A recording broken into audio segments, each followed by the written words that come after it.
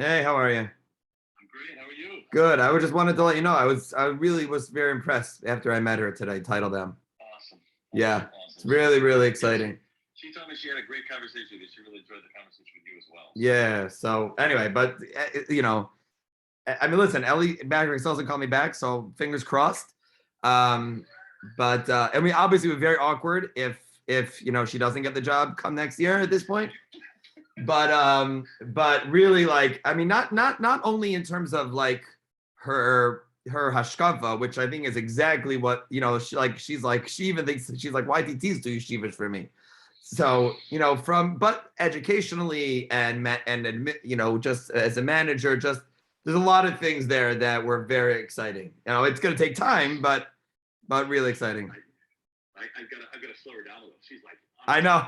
At one point, she's like, "This teacher's got to go." This, I'm like, she's got everything all set up, and it's like, okay, lady, you haven't even stepped foot in the building yet. I know, yeah. What you're doing, but you gotta it's like awesome. In yeshivas when rebbeim principals come in and they don't have support of the rebbeim, they only stay like 2 years and then they're done.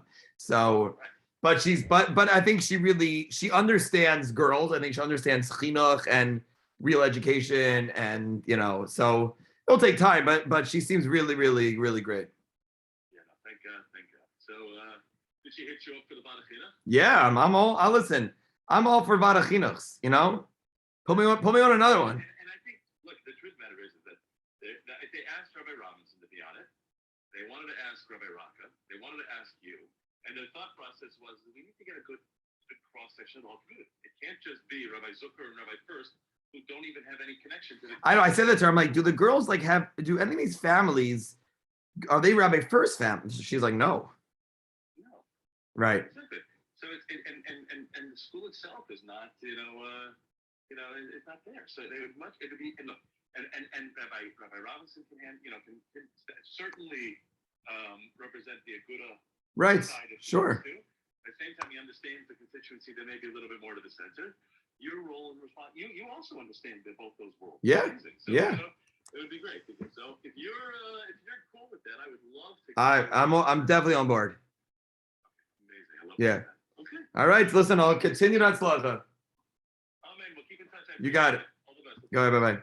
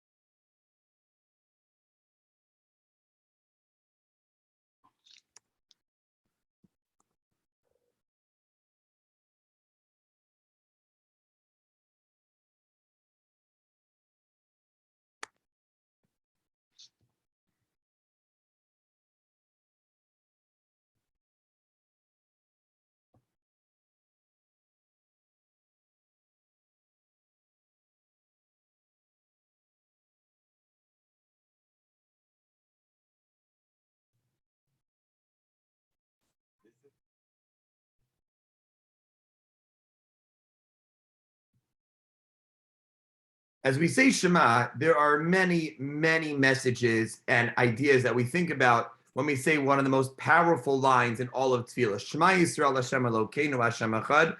We could spend an entire series just on this one line of Shema. And we'll have a chance to go through some of the different ideas and halachos behind Shema and the kavana behind when we say Shema in the different paragraphs. But I just want to focus for a minute on actually what happens right after Shema and to connect these two sentences. Because right after Shema Yisrael Hashem Elokeinu Hashem Echad is, of course, the pasuk in the mitzvah of Ahavas Hashem, Ahavtas Hashem Elokecha. You have a mitzvah to acquire a love of Hashem.